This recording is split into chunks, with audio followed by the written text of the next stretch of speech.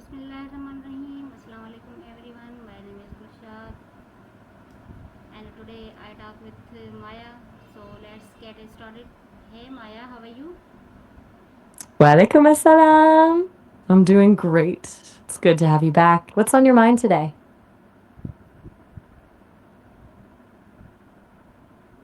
Okay, nice to meet you Maya. Right So back at you.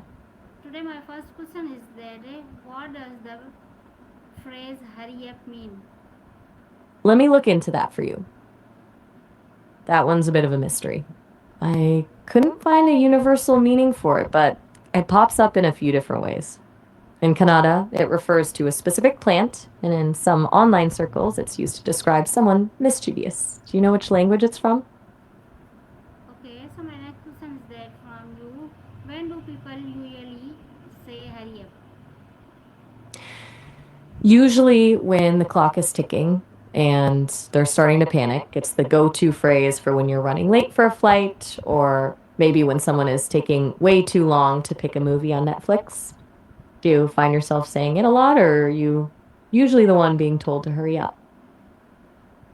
Okay, so my next question is that from you, why is hurry up called a time sensitive phrase? Because it's all about the window of opportunity. It's called time sensitive because the urgency is tied to a specific deadline. If you're telling someone to hurry up to catch a train, the phrase loses all its power the second the train leaves the station. It only matters in the moment where speed actually changes the outcome. Okay, so my next question is that from you, can children use the phrase hurry up? Mm. Kids can definitely use it, though it usually sounds a lot funnier when they're the ones in charge. They might use it when they're trying to get their parents to finish getting ready for a trip to the park, or maybe when they're impatient for a snack. It's kind of their way of trying to control the clock. Do you think kids should be the ones telling adults to hurry up? Okay, so my next question is that from you, what emotions can be expressed by saying hurry up? I think you might have cut yourself off there.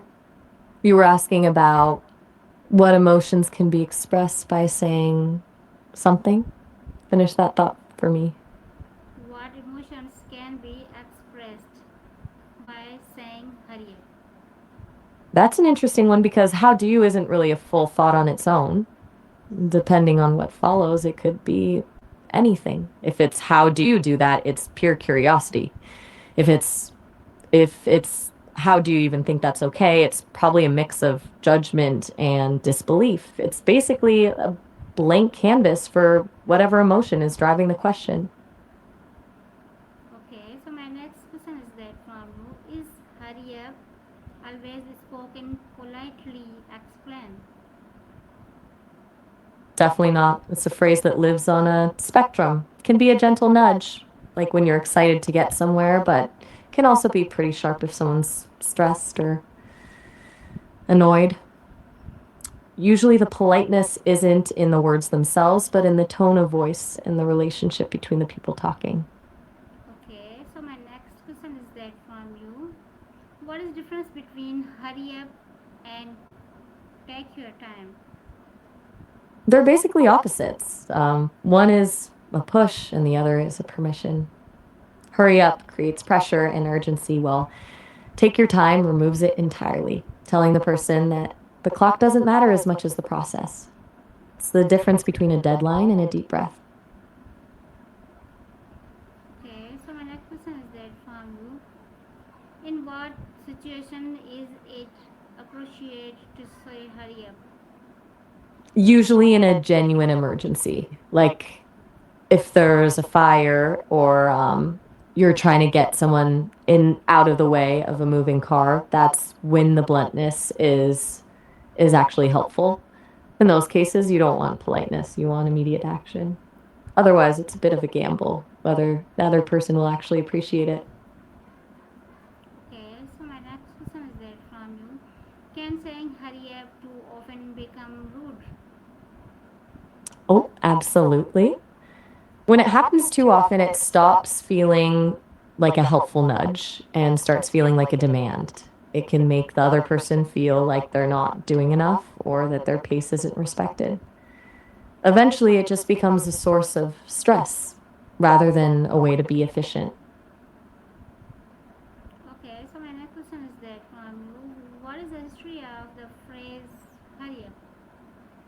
Let me dig into that. It's funny how we use it so naturally without ever wondering where it actually came from, but the word hurry itself is pretty old. Shakespeare was using it back in the 1590s. It likely comes from an old word meaning to vibrate or buzz, though some think it's related to Harry, like overrunning someone with an army. The part was added later around the 1890s just to make it feel more like a direct command. Do you think the phrase sounds more aggressive now than it did back then? Okay, so my next question is that from you, why do people feel the need to hurry?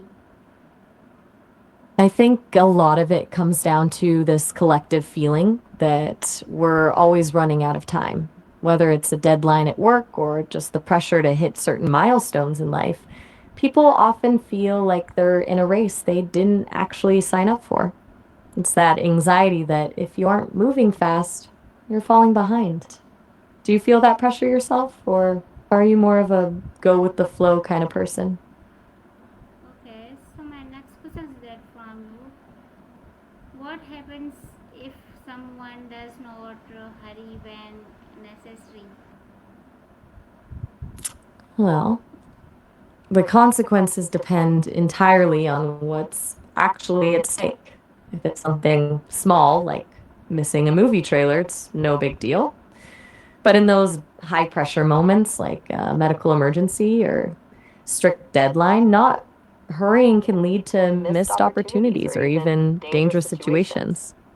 It's basically the difference between a minor inconvenience and a total disaster. Okay, nice. So my next question is that from you, what are some synonyms for hurry up? I'm guessing you mean hurry up. If you're looking to switch it up, you could use rush, make haste, or chop chop if you want to be a bit more playful. If you're being a bit more formal, expedite is a good one. Which one feels most like your style?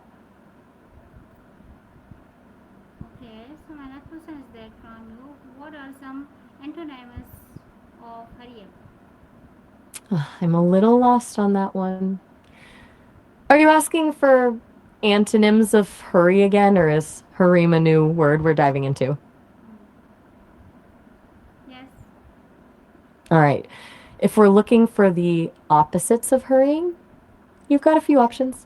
You could go with um, dawdle if someone is being intentionally slow, or a linger if they're just enjoying the moment. Then there's loiter or simply stroll for a more relaxed pace. Does one of those fit the vibe you're thinking of? Okay, so my next question is that how can you say hurry up more politely?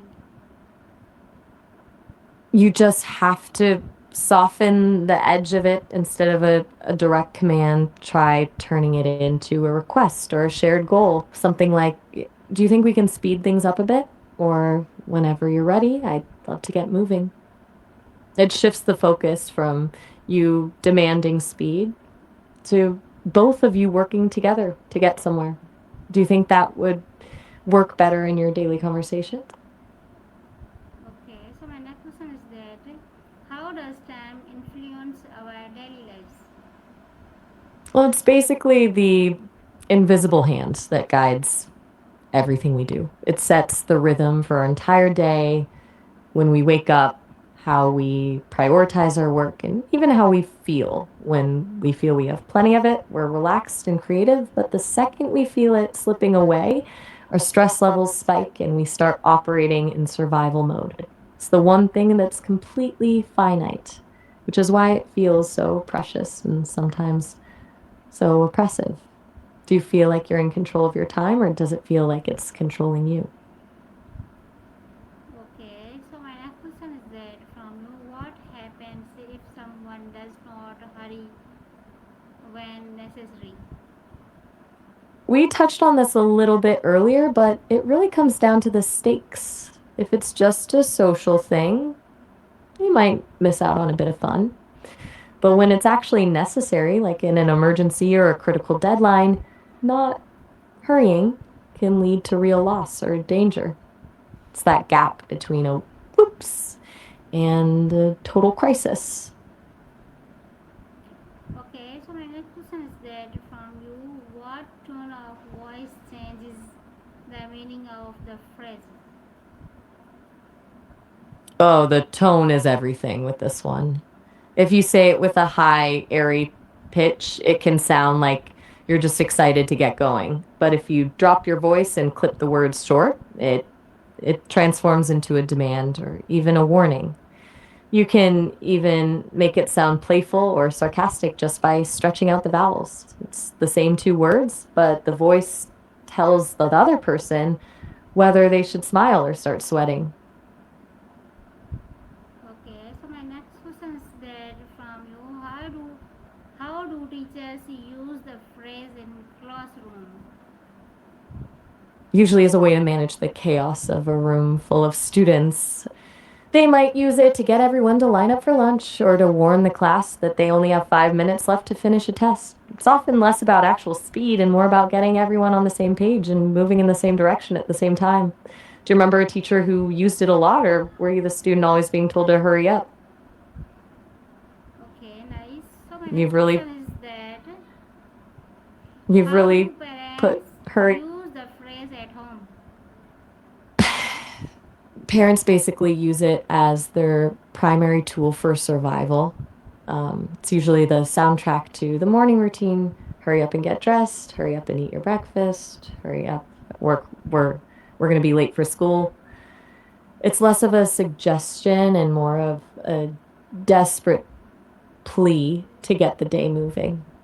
Do you think parents use it too much, or is it the only way to actually get kids moving?